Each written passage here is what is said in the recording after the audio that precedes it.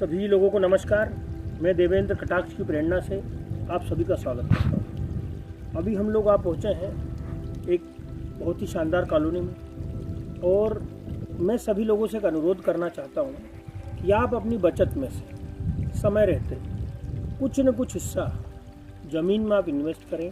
या तो वो ज़मीन खेतीबाड़ी के रूप में, या तो ज़मीन वो प्लॉट्स के रूप में, किसी भी रूप में हो, ज़मीन में आप इन्वेस्टमेंट करें।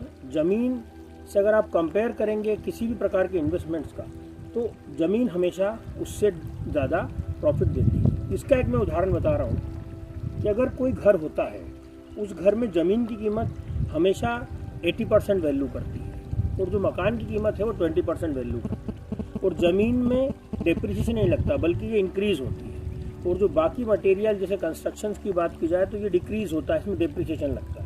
आप सोचिए, नए घर और पुराने घर की कीमत में अंतर ज़मीन का कोई, ज़मीन बढ़ के ही आ रही है, लेकिन वो घर की कीमत जो है, उस मटेरियल की कीमत वो कम होती है। अब आपको मैं आज 6 साल पहले का एक उदाहरण बताता हूँ।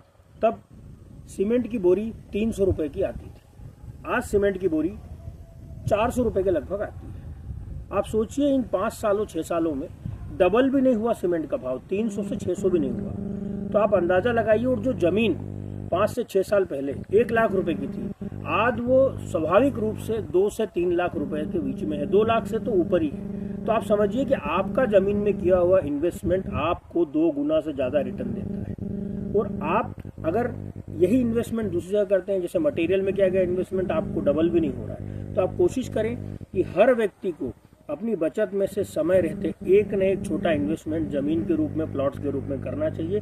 निश्चित ही ये आपको वृद्धि देगा और आपके आगे सुखद भविष्य के लिए, समस्या के समय, और यहाँ तक कि आपके आगे अच्छे जीवन जीने के लिए भी बहुत मदद करेगा। तो सभी साथियों से मेरा एक निवेदन है, सभी लोगों से एक अनुरोध है, कृपया आप लोग कम से कम ज़मीन में इन्वेस्टमेंट करें।